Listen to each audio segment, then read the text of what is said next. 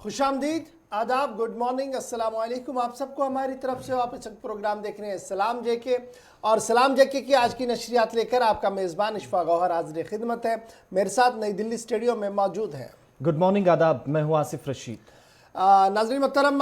चूँकि प्रोग्राम सलाम जेके का फॉर्मेट आपको पता है, फटाफट से आपको एक बार फिर याद दिलाते चलें कि कुछ मुल्की खबर होती है, यानी नेशनल वर्ल्ड कप की खबर होती है, फिर एक आधी खबर हम इंटरनेशनल लेवल की बताते हैं, लेकिन उसका ताल्लुक भी हमारी रियासत या मुल्क के साथ कहीं ना कहीं लगा रहता है, उस पर भी गुफ्तगू करते हैं। फिर सीधे से हम रुख करते हैं जी जम्मू कश्मीर की खबरों का, और तकरीबन इस 90 मिनट के प्रोग्राम में हम कोशिश करते हैं कि हर पल आपको अपडेट भी दें, एक नई खबर भी बताएं, ग्राउंड ज़ीरो पर क्या कुछ चल रहा है उससे भी आपको रूबरू करवाएं। तो ये तो हमारा साइड रहता है वन वे जो हम करते हैं, लेकिन आपकी मोहब्बत जो है वो लगातार हमारे साथ रहती है, और आपकी शफकत और मोहब्बत का ये हाल है कि लगातार हमारी खामियों को नज़रअंदाज करते हुए हमसे आप मोहब्बत भी करते हैं, और मोहब्बत का तकाजा ये होता है कि फिर आप हमारी रहनुमाई भी करें कि यहाँ पर ये चीज़ गलत है, इसको सही कीजिए, हम ऐसे इस प्रोग्राम को और ज़्यादा बेहतर बनाया जा सकता है। तो उसके लिए आप फटाफट से हमारे सोशल मीडिया प्लेटफॉर्म पर आएंगे, आप फेसबुक का इस्तेमाल करेंगे,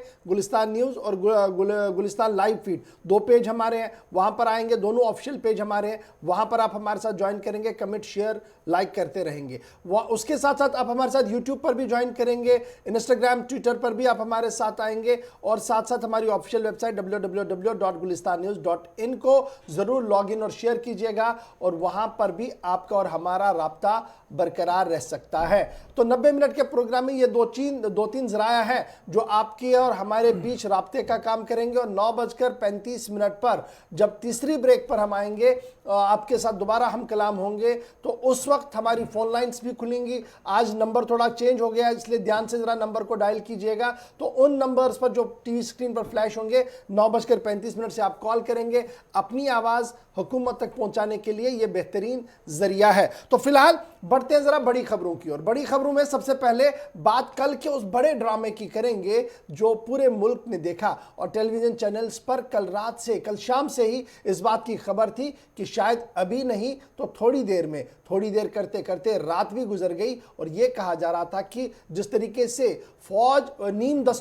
फौजी दस्तों को तैनात कर दिया गया था दिल्ली बॉर्डर्स पर, कि शायद एक आधे घंटे के अंदर अंदर सारा कुछ मामला ख़त्म होना है किसानों का, लेकिन रात भर किसानों और पुलिस के बीच मुज़ाकरात भी होती रही, और सुबह खबर ये कि एहतजाज जारी है। और गाजीपुर बॉर्डर जहां पर हालात अब भी पुरतनाव बने हैं, क्योंकि डीएम के अहकामात के बाद, योगी सरकार के अहकामात के बाद के एसएसपीज और डीएम्स खुद हालात का मुआयना करें और किसानों को यहां से हटाएं, उसके बाद से कोशिशें जारी हो गई थी। 4 सिक्योरिटी फोर्सेस की भरी हुई बसेस देर रात उस मकाम पर पहुंचाई गई जहां पर गाजीपुर सरहद पर हालात काफी पुरतनाव होते नजर आ रहे थे। किसान सरेंडर करें, गिरफ्तार करें, या फिर कुछ और रास्ता यहां पर चुना जा सकता था, इन सब पर बात होती रही। बिलाखिर किसानों ने यह फैसला लिया कि वो करो और मरो जैसे हालात में पड़ गए हैं, जहां पर किसानों के लीडर जो लगातार उनको जो उत्तर प्रदेश से बिलखुसूस जो किसान आए हुए हैं एहतजाज में, इस तहरीक का गुज़श्ता 63 दिनों से हिस्सा बने हुए हैं, उनको लीड करने वाले राकेश टिकैत ने इनकार कर दिया और खुले तौर पर ऐलान कर दिया कि उन्हें कोई गिरफ्तार नहीं कर सकता और ना ही वो सरेंडर करने के लिए तैयार हैं। लेकिन हालात को काबू में करने के लिए, किसी तरह के खराब हालात से यहां पर बचने के लिए, डीएम के अहकामात को यहां पर अमल करने के लिए किसानों को हटाने की कोशिश हुई, और इसके बाद गाजीपुर बॉर्डर पर किसानों ने जब हटने से इनकार किया तो सिक्योरिटी फोर्सेस की मजीद टुकड़ियां यहां पर तलब की गई। देर रात यहां पर किसानों के आने और जाने का सिलसिला भी जारी रहा, और अभी लेटेस्ट अपडेट आपको यह बताते चले कि सुबह होते होते जहां पर आज उत्तर प्रदेश से मजीद कुछ किसानों के ट्रैक्टर्स के जरिए गाजीपुर और बाकी सरहदों पर पहुंचने की तैयारी है, वहीं मकामी लोग गाजीपुर और इसके आसपास के जो किसानों के हक में जब उन्हें हटाने की कोशिश हो रही थी तो वो भी इनके हक में सिंघू बॉर्डर से मार्च की शक्ल में गाजीपुर बॉर्डर निकलना चाह रहे थे, जिस बीच उन्हें पुलिस की तरफ से रोका गया है। और ये तस्वीरें रात भर की और सुबह तक जो सूरत हाल अब भी बनी हुई है, हुकूमत की तरफ से जो कुछ कहा जा रहा था वो मानने के लिए किसान तैयार नहीं है। बड़ी बात इसमें यह है कि गाजीपुर बॉर्डर पर जो कोशिशें कल 5 बजे के बाद से हुई थी, सख्त बैरिकेटिंग कर किसानों को हटाने की कोशिश हुई थी, वो अब तक कामयाब नहीं हो सकी, और किसान एकता मोर्चा जितने भी उसके लीडरान थे, जो नुमाइंदे थे, बिलखुसूस राकेश टिकैत जिन्होंने सरेंडर करने से इनकार कर दिया, यहां तक के टेंट्स भी कुछ उखाड़े गए, लंगर हटाए गए, और लंगर जहां पर लगे थे उन खेमों के बाहर पुलिस की तरफ से नोटिस भी चस्पा किए गए, लेकिन इन सब के बावजूद किसानों ने जो सरकार की तरफ से, डिस्ट्रिक्ट मजिस्ट्रेट गाजीपुर की तरफ से जो अहकामात सादिर किए गए थे, वो मानने से इनकार करते हुए ये साफ कर दिया कि वो मकामी इंतजामिया के साथ नहीं, मरकजी सरकार के साथ और सुप्रीम कोर्ट की कमेटी के जो सीनियर मेंबर्स हैं, अगर उन्हें बातचीत के लिए आगे बढ़ाया जाता तो वो बातचीत करेंगे, लेकिन मकामी सतह पर जो एडमिनिस्ट्रेशन है गाजीपुर में, कोई बातचीत करने के लिए किसान तैयार बिल्कुल भी नहीं है। कल दिन भर गाजीपुर में माहौल बदलता रहा और जब लग रहा था कि पुलिस अपनी कार्रवाई करके गाजीपुर का मुजाहिरा ख़त्म करवाएगी, उसी वक्त भारतीय किसान यूनियन के रहनुमा राकेश टिकैत ने खूब आंसू बहाए और एक साथ कई बयान दिए, जिसके बाद पूरा माहौल बदला और माहौल बदलने के साथ ही लगता है कि उत्तर प्रदेश हुकूमत ने भी रात देर गए थोड़ा सा फैसले में तरमीम किया, वरना ऐसा लग रहा था कि रात देर गए ही मामला साफ होना है। लेकिन राकेश टिकैत के बयान ने जिस तरीके से आंसू में बयान दिए, उसके बाद माहौल बदला और आज महापंचायत की भी खबर है और ये महापंचायत जो आज होनी है, इसमें किसानों के मामले पर और ज़्यादा रुख क्या लेना है, यानी आगे किस तरीके से बढ़ना है, इस पर हतमी फैसला होना है। और मुजफ्फरनगर में आज महापंचायत की जाएगी, जिसके बाद गाजीपुर बॉर्डर और दीगर इलाकों के अंदर जो एहतजाज चल रहा है उसमें क्या कुछ रुख इख्तियार करना है, इस पर हतमी फैसला जो है वो लिया जाएगा। क्या कुछ राकेश टिकैत कह रहे थे, जरा इसको देख लीजिएगा। उसके बाद फौरन से दूसरी बड़ी खबर की ओर भी हम चलते हैं, जो आज के सबसे बड़ी खबर के तौर पर आप दिन में देखेंगे। मैंने मांग करी है मुख्यमंत्री दिल्ली से, वे लगवा रहे हैं वहाँ पानी और शौचालय, हम उनका इस्तेमाल करेंगे, धरना यहाँ पे रहेगा, इस्तेमाल हम वहाँ पे करेंगे। ठीक है सर, ऐसी नौबत क्यों आ गई अचानक से, ये सब कुछ क्यों बदल गया, क्या लग रहा है आपको? गद्दारी है ना, रग रग में गद्दारी है, रग रग में गद्दारी है। 2 महीने से बात नहीं कर, रग रग में गद्दारी है। जब हमने कह दिया कि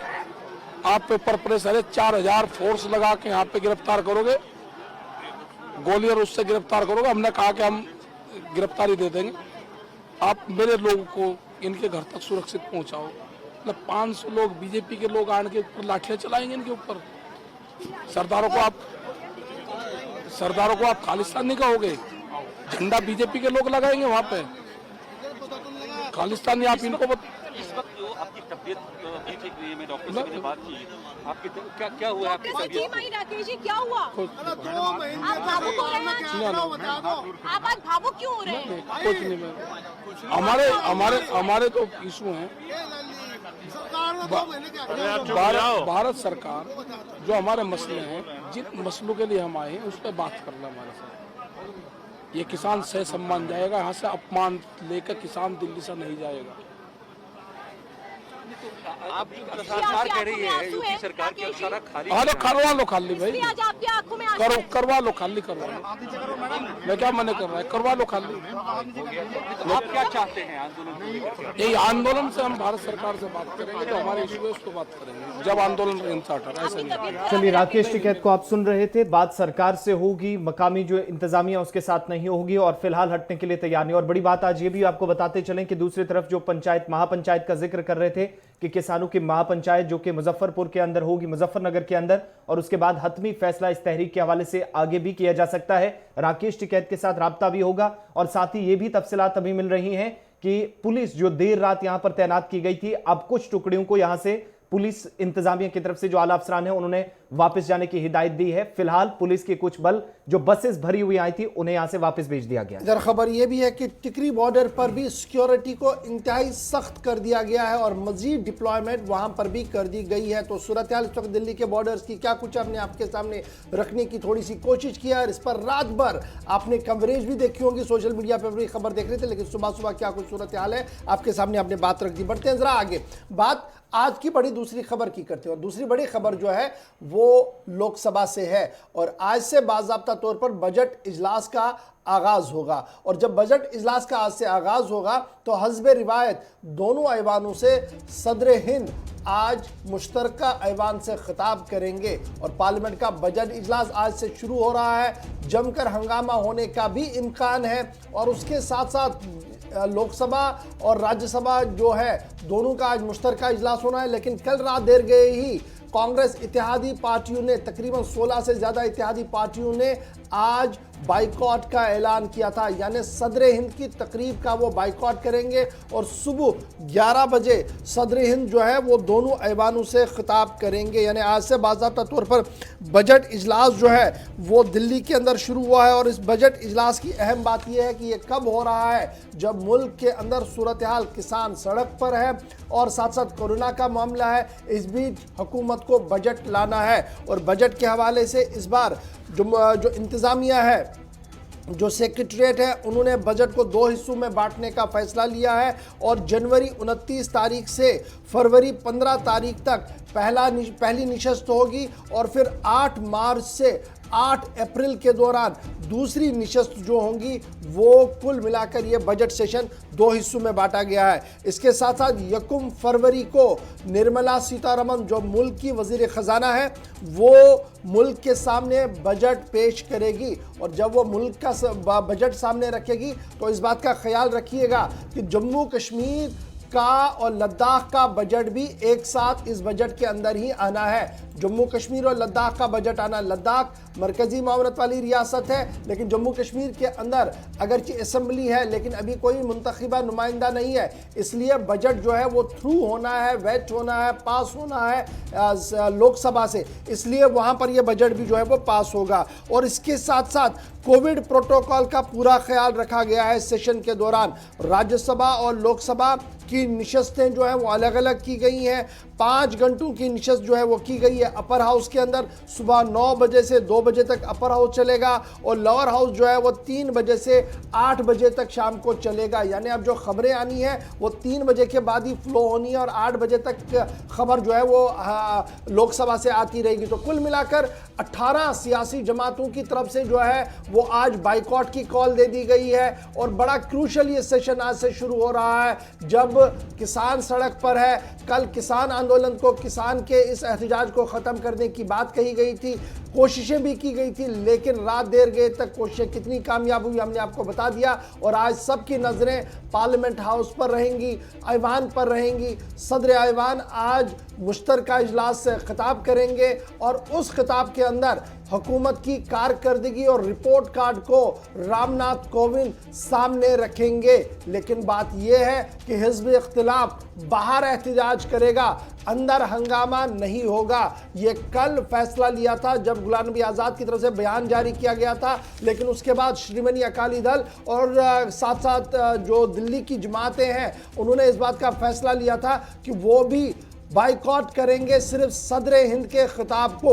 और उसके बाद जब सेशन शुरू होगा तो सरकार के साथ 2-2 हाथ करने के लिए हिकमत अमली को तरतीब दे दिया गया है। और वहीं पर सरकारी ज़राअत से और सरकार के खीमे से ये खबर है कि हिज़्ब इख्तिलाफ के तीखे तेवर को देखते हुए सरकार ने भी अपनी हिकमत अमली को तरतीब दे दिया है। फ्रंट लाइन और सेकंड लाइन को तैयार रहने के लिए कह दिया गया है और जिन सवालों को हिज़्ब इख्तिलाफ की तरफ से उठाया जाएगा, कौन कब कहां और कैसे जवाब देना है, इस पर मुकम्मल तौर पर तफसील के साथ गुफ्तगू हो चुकी है। और माना जा रहा है कि आज से जो इजलास होगा ये इंतहाई हंगामा खेज इजलास होने जा रहा है। और लोकसभा सेक्रेटरीट की तरफ से जो शेड्यूल जारी किया गया है उसके मुताबिक जो सेशन चलेगा, यानी आज से जिसकी शुरुआत होने जा रही है 8 अप्रैल तक चलने वाला है, जिसमें 33 दिनों तक ये कार्रवाई होगी। और आज लोकसभा और राज्यसभा की जो दोनों ऐवानों की कार्रवाई होनी है, जब सुबह 11 बजे सदर हिंद रामनाथ कोविंद दोनों ऐवानों का जो मुश्तरका इजलास है इससे खिताब करेंगे। उन सब के बीच में आप देखेंगे बाइकॉट की कॉल भी अपोजिशन की 16 से ज्यादा जमातों की। मगर जो पार्लियामेंट का बजट सेशन है 12 बजे जब इजलास होगा तो अगला मरहला 8 मार्च से शुरू होगा। लेकिन आज का जो शेड्यूल तय किया गया है उसमें राज्यसभा की 11 से 2 बजे तक कार्रवाई चलेगी और लोकसभा की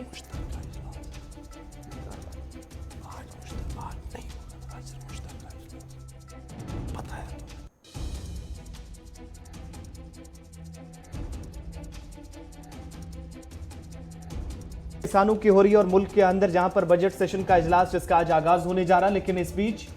हुकूमत उन लोगों के खिलाफ भी सख्त नजर आ रही है जो इस बीच सोशल मीडिया साइट्स का सहारा लेकर किसानों के मामलात पर ट्वीट्स या इस पर कमेंट पास कर रहे हैं। और इस सब पर कुछ लोगों के अब नाम सामने लाकर जिनके खिलाफ केस भी दर्ज किया गया है। चलिए बढ़ते हैं अपनी एक और खबर की और आसिफ जिसकी ओर इशारा कर रहे हैं वो ये है कि अब सोशल मीडिया पर जिन लोगों ने दिल्ली फसादात यानी जो 20 जनवरी को जो मामला सामने आया था उस पर अपनी रायजनी की थी या कुछ तहरीर किया था, इसको लेकर अब हुकूमती मौक़िफ़ जो है वो सख्त होता हुआ नजर आ रहा है। और यौम जमहूरिया के मौके पर जिस तरीके से ट्वीट किए गए थे उसमें एक स्टिंग मेंबर पार्लियामेंट समेत कई सहाफ़ियों के खिलाफ मुकदमा जो है वो दर्ज कर दिया गया है। बड़ी खबर हम आपको बता रहे हैं, रात देर गए सरकार के फैसले की तायीद करते हुए पुलिस ने बाज़ाब्ता तौर पर FIR जो है वो दर्ज कर दी गई है। उत्तर प्रदेश इंतज़ामिया की तरफ से 7 लोगों के खिलाफ FIR दर्ज करने की बात कही गई थी, जिन्होंने 26 जनवरी के मामले को जो तशद्दुद भड़का था उस पर कुछ ट्वीट्स किए थे, जिसके बाद उन पर यह इल्ज़ाम है कि उनकी ट्वीट की वजह से मुल्क के अंदर सलामती सूरत हाल पैदा हो गया था। और जिन लोगों के खिलाफ FIR हुई है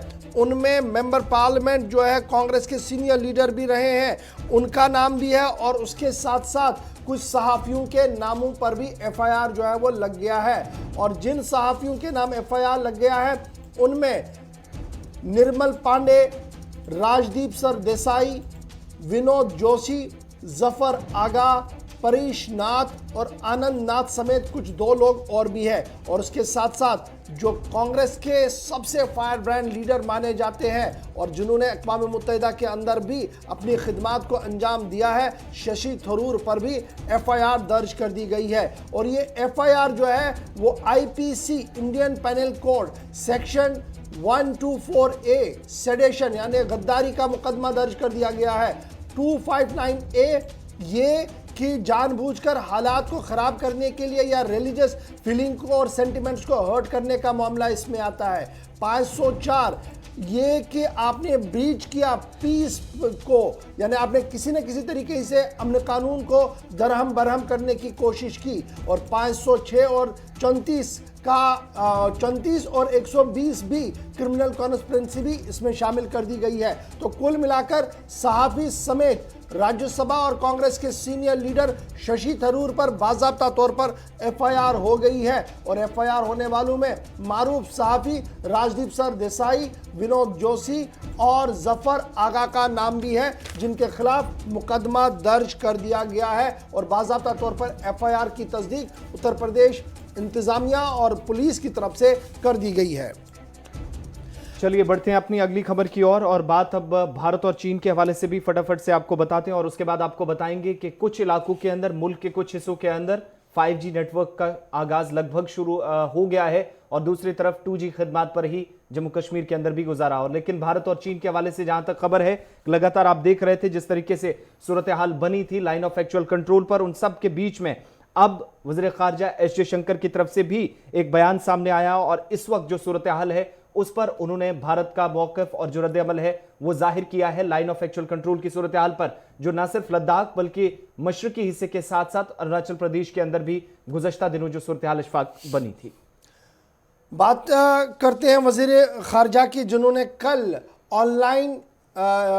एक सेशन के दौरान इस बात की वजाहत कर दी है कि मामला चीन के साथ जो है वो इंतहाई संगीन है। अगर दोनों मुल्कों के बीच राब्ते भी अच्छे थे, मामला भी अच्छा था, लेकिन उसके बावजूद सूरत हाल जो है वो कशीदा बन रही है। और कशीदा सूरत हाल इसलिए बन रही है क्योंकि चीन की तरफ से जो कोशिशें की गई हैं, जिस तरीके से फ़ौजी बिल्डअप किया गया और बिला ज़रूरत जो कुछ उनकी तरफ से कार्रवाइयाँ की गई है, उसके बाद चीन के साथ मामला जो है वो बिगड़ गए हैं। और कल ऑनलाइन कॉन्फ्रेंस जो थी ये इंस्टीट्यूट ऑफ चाइनीज़ स्टडीज़ की तरफ से मुनक्किद की गई थी, जिसमें कल जयशंकर साहब ने अपनी बात रखी है और कहा गया कि जब तक माहौल बेहतर नहीं होगा, तब तक माहौल बेहतर नहीं होगा जब तक चीन की तरफ से इसमें पेशरफ्त नहीं होती है। और चीनी पेशरफ्त होना बहुत ज़्यादा ज़रूरी है क्योंकि भारत ने हमेशा अपने पड़ोसियों के साथ एक साथ मिलकर आगे बढ़ने की कोशिश की और दोनों मुल्क जो थे वो एक साथ आगे बढ़ रहे थे, लेकिन अचानक से जो सूरत हाल बनी है इसकी पूरी की पूरी जिम्मेदारी चीन पर आयद होती है।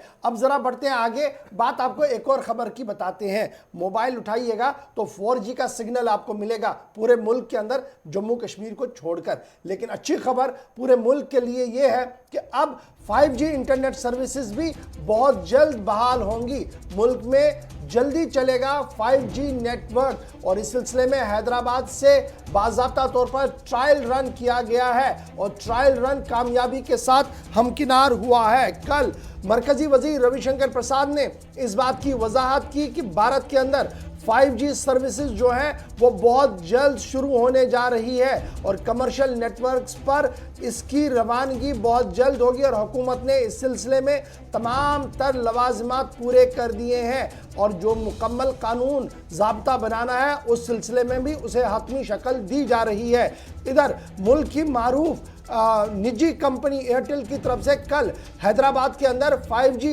नेटवर्क का बाज़ाब्ता तौर पर ट्रायल रन चलाया गया जो कामयाबी के साथ हमकिनार हुआ है। ये इस निजी कंपनी की तरफ से कहा गया है, लेकिन पहले याद होगा आपको 2G आया था, उसके बाद 3G आया था, 4G आया था और अब मुल्क के अंदर 5G चलेगा। लेकिन इस GG के बीच जम्मू कश्मीर का हाल क्या कुछ है वो बड़ा इंपॉर्टेंट है, क्योंकि जम्मू कश्मीर में जब मुल्क तेजी के साथ आगे बढ़ रहा है तो जम्मू कश्मीर के अंदर सूरत हाल ये है कि वहां के लोगों को 2G पर आज भी गुजारा करना पड़ रहा है, सिर्फ चंद इलाकों को छोड़कर जहां पर सरकार का मानना है कि 4G चल रहा है, लेकिन मुल्क के अंदर चलेगा 5G। तो उम्मीद करेंगे जम्मू कश्मीर के लोग कि वहां मुल्क के अंदर 5G चले तो जम्मू कश्मीर के अंदर कम से कम 4G चलना चाहिए। इस तरीके की आवाज़ें कल से लगातार सुनने को मिल रही है और मुख्तलिफ जमातों की तरफ से हुकूमत के फैसले पर तनकीदी नोट भी लिखा जा रहा है कि मुल्क जिस तेज़ी के साथ इंफॉर्मेशन टेक्नोलॉजी में आगे जा रहा है उतनी तेज़ी के साथ जम्मू कश्मीर को पीछे रखने की बात भी की जा रही है और लगातार वादों को वफा करने का जब वक्त आता है तो सिक्योरिटी सिनेरियो का बहाना बनाकर 2G 3G के बीच में जम्मू कश्मीर को सिर्फ 2G पर ही छोड़ दिया जाता है। तो किस तरीके से इंफॉर्मेशन टेक्नोलॉजी का दौर आगे बढ़ेगा बड़ा सवाल है, लेकिन 5G के बीच जम्मू कश्मीर के लोगों को भी ये उम्मीद है कि अब कहीं ना कहीं मामला जो है वो आगे बढ़ेगा और उन्हें भी 4G सहूलियत मिल सके और उन्होंने बाज़ाब्ता तौर पर इसका मुतालबा भी दोहराया है। तो 5G के बाद अब जरा आगे बढ़ते हैं क्योंकि ब्रेक पर भी आना है, लेकिन उससे पहले जम्मू कश्मीर की खबरों के सफ़र को बढ़ाते हैं आगे और बात ज़रा इंतज़ामिया की करते हैं, क्योंकि इंतज़ामिया की बात करना बहुत ज़्यादा ज़रूरी है और अफसर अगर आपके पास हो, यानी हर महकमे के अंदर एक जिम्मेदार हो तो वहाँ का काम जो है वहाँ पर अकाउंटेबिलिटी जो है वो सबसे ज़्यादा देखने को मिलती है। लेकिन अब की बार हुकूमत की तरफ से लगातार ये कोशिशें की जा रही थी कि IAS काडर के अफसर जो है वो जम्मू कश्मीर आए और लगातार आपको हमने पिछले 2-3 महीनों के दौरान वज़ीर आज़म दफ्तर के अंदर जो काम इस सिलसिले में चल रहा है उस हवाले से खबरें बता दी। लेकिन अब की बार जो एक और खबर सामने आई है तस्दीक के साथ वो कुछ इस तरीके से है और जम्मू कश्मीर के अंदर जो अफसरान की किल्लत है वो तकरीबन 60% से ज्यादा है। इस वक्त मौजूदा निजाम को चलाने के लिए 137 सीनियर अफसरों की IAS अफसरान की जरूरत जम्मू कश्मीर के अंदर है, जिनमें हमारे पास सिर्फ यूटी के अंदर 57 लोग काम कर रहे हैं मुख्तलिफ ओहदों पर। और बड़ी बात यह है कि इसमें जिम्मेदारियां अगर किसी की एक डिपार्टमेंट की है तो उसको कुछ एक्स्ट्रा जिम्मेदारी देकर वहां पर बोझ बढ़ा दिया गया। लेकिन इन सबको कम करने के लिए अब मरकजी सरकार ने कदम उठाया है और जम्मू कश्मीर के जो IAS ऑफिसर्स हैं JN के काडर के, उनको वापस यूटी लाने की तैयारी कर ली गई है बाज़ाब्ता। अब जो इसमें एक बड़ा फैसला लिया गया है, department of personal and training DOPT Jammu Kashmir की तरफ से भी इसमें जो कार्रवाई शुरू की गई है। वज़ीर आज़म दफ्तर से इस सिलसिले में सर्कुलर जारी कर दिया गया है और 60% तक की जो कमी मुख्तलिफ महकमों में जम्मू कश्मीर के अंदर निज़ाम को चलाने में जो मुश्किलात आ रही हैं उनको ख़त्म करने के लिए, दूर करने के लिए मरकज़ ने आप फैसला लिया है। इसमें इशफाक एक बड़ी चीज़ ये भी सामने आ रही है कि जो जम्मू कश्मीर के अंदर ऑलरेडी 57 लोग काम कर रहे हैं, 137 अफसरों का जिम्मा इन लोगों ने उठा के रखा है, जिन पर एक्स्ट्रा बोझ होने की वजह से लोगों के जो काम है या तरक्याती मंसूबे हैं उसमें भी ये रुकावट की वजह बन रहा है। बहुत ज़्यादा ये जो हम एडिशनल चार्जेस का सिलसिला है इसको ख़त्म करने के लिए मरकज़ जो है वो लगातार कोशिश कर रही थी और अब ये नई पहल है कि जिन बच्चों ने, जिन लोगों ने UPSC एग्ज़ाम क्लियर किया था जम्मू कश्मीर से जो ताल्लुक़ रखते हैं, क्योंकि हर साल हम देखते हैं कि अच्छी खासी तादाद में लोग यहाँ से क्वालिफाई करते हैं लेकिन उन्हें जम्मू कश्मीर का कार्ड नहीं मिलता था, वो बैरून रियासत जाते थे। अब उन्हें वापस अपनी रियासत के अंदर लाया जाए। इस सिलसिले में जो है वो बाज़ाब्ता तौर पर उनसे कहा गया कि अगर वो वापस आना चाहते हैं वो आए और तफसील जो है वो डीओपीटी महकमे को फराहम करें। एक और दूसरा ये भी माना जा रहा है कि कुछ सीनियर लोग हैं जो इस वक्त रियासत से बाहर है, लेकिन जब वो वापस आएंगे तो कहीं ना कहीं सीनियरिटी का इशू उन्हें बनेगा, तो वो लेवल जो है वो मेंटेन रहे। इस हवाले से भी उनके जो खदशात है उस पर ध्यान रखने की बहुत ज़्यादा ज़रूरत है। लेकिन फिलहाल बड़ी खबर जो आ रही है वो ये है कि वज़ीर आज़म दफ्तर के अंदर से खबर ये है कि एक और मूव किया जा रहा है। पहले ये कहा गया था कि जो लोग आना चाहते हैं यूटी जम्मू कश्मीर और यूटी लद्दाख के अंदर वो आज खुद आए अपनी दरख्वास्त दें, शायद उसमें कोई बड़ी बात बनी नहीं है। अब ये दूसरा मुंह है कि जिन लोगों ने जम्मू कश्मीर से क्वालिफाई किया है लेकिन जम्मू कश्मीर के बाहर है और वो वापस रियासत के अंदर अपने खिदमात देना चाहते हैं एज अ लोकल अफसर के, वो आ सकते हैं। ये एक अच्छी पहल जो है वो अभी तक नजर आ रही है। इस पर मजीद गुफ्तगू के लिए और जो एडहॉकिज्म चल रहा है इस पर बात करने के लिए हमारे साथ श्रीनगर से फोन लाइन पर इस वक्त ज्वाइन कर चुके हैं हिलाल हांजुरी। हिलाल, बहुत शुक्रिया ज्वाइन करने के लिए। खबर जब अफसरों की करते हैं, हम सिविल सेक्रेटरीट की करते हैं या डिस्ट्रिक्ट ऑफिस की करते हैं जहां पर आईएएस अफसरों की तैनाती होती है, अक्सर हम देख रहे हैं कि एक अफसर के पास 3-3, 4-4 महकमे, जो आज से भी बता रहे थे हुकूमत लगातार ये कोशिश कर रही है कि अफसरों को लाया जाए और ये जो किल्लत है 60% अफसरों की जो किल्लत है इसे दूर किया जाए। ये जो नया मुंह है इसे कितना पॉजिटिव मान रहे हैं और क्या वाकई तौर पर यह किल्लत दूर हो सकती है उन लोगों से जो अभी बाहर है अगर वो वापस आना चाहते हैं?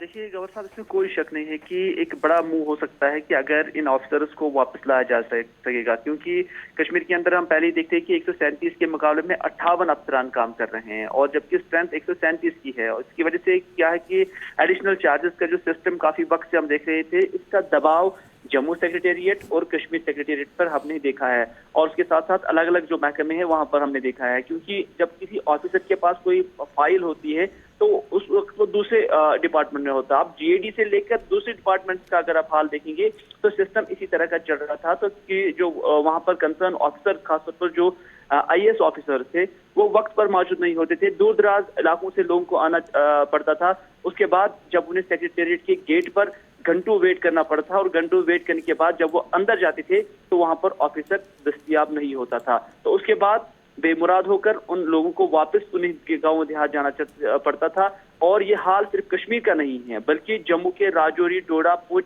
किश्तवाड़ और दीगर इलाकों से जो लोग जम्मू पहुंचते थे या श्रीनगर पहुंचते थे, आप अंदाजा कर सकते हैं कि उन्हें फिर कितनी देर तक जम्मू के अंदर या जब वो कश्मीर आते थे तो कश्मीर के अंदर उन्हें कितना स्टे करना पड़ता था और कितना इजाफी खर्चा उन्हें यहाँ पर उठाना पड़ता था, क्योंकि ऑफिसर्स नहीं मिलते थे। वो ऑफिसर उस वक्त दूसरे ऑफिस में हुआ करता था। इस वजह से ये चीजें काफी वक्त से चली हैं, लेकिन अब मुझे लगता है कि एक अच्छा वक्त है। अगर इस तरह की कोई कोशिश हो रही है, कोई ऐसा मूव हो रहा है कि आप इस स्ट्रेंथ को फुलफिल किया जाता है और जो 137 के करीब जो अफसरान हैं अगर उन्हें अपने अपने महकमे में तफवीज किए जाते हैं तो उससे जो वर्क कल्चर है कश्मीर के अंदर या जम्मू के अंदर या पूरी यूटी के अंदर, उसमें बेहतरी आ सकती है और इससे काम भी हो सकता है और इससे लोग मुतमईन भी हो सकते हैं। फिल वक्त लोग किसी भी तरह एडमिनिस्ट्रेशन से मुतमईन नहीं है क्योंकि उनके काम नहीं निकल रहे हैं। बहुत बहुत शुक्रिया हिलाल हांजुरी हमारे साथ ज्वाइन करने के लिए। फिलहाल आपको ये भी बताते चले कि मरकज़ी हुकूमत जो है वो सेंक्शन स्ट्रेंथ जो हमारी है, यानी जितना जो पहले 50-50 हुआ करता था उसको चेंज कर दिया गया बाद में, अब जो स्ट्रेंथ हमारी आईएएस अफसरों को इसको और बढ़ाना चाहती है और इस सिलसिले में बाज़ाब्ता तौर पर जो ज़ाब्ता है, जो ज़ाब्ता इखलाक तहरीर किया गया है, जो कानून है उसमें भी तरमीम जो है वो बहुत जल्द लाई जा सकती है ताकि और ज़्यादा आईएएस, आईपीएस, आईएएफ अफसरों को जम्मू कश्मीर के अंदर तैनात किया जाए ताकि सिस्टम को मजीद बेहतरी के साथ आगे बढ़ाया जा सके। इस हवाले से भी कोशिशों में तेज़ी जो है वो लाई गई है और शायद इसी सेशन के दौरान ये छोटी सी तरमीम जो है वो आपको सुनने और देखने को मिल सकती है। फिलहाल बढ़ते हैं जनाब आगे और यहाँ पर हमें कहा जा रहा है कि एक छोटे से ब्रेक के लिए रुकिए। ब्रेक के उस पार आएंगे तो आपको बताएंगे कि हुकूमत अपने फैसले को इम्प्लीमेंट करने में कितना वक्त लगाती है और यह फैसला क्या है कि उनकी अपनी जायदाद यानी स्टेट की जायदाद पर जब नाजायज़ कब्जा हो और फिर कहीं ना कहीं ये एस्टैब्लिश भी हो लेकिन उसके बावजूद भी उस पर काम ना हो, तो आप ये पता कर सकते हैं कि हमारी एफिशिएंसी और अकाउंटेबिलिटी कितनी है। डिटेल के साथ आपके सामने आएंगे, लेकिन छोटे से तिजारती वक्फे के बाद। उम्मीद है कि आपका साथ लगातार बना रहेगा।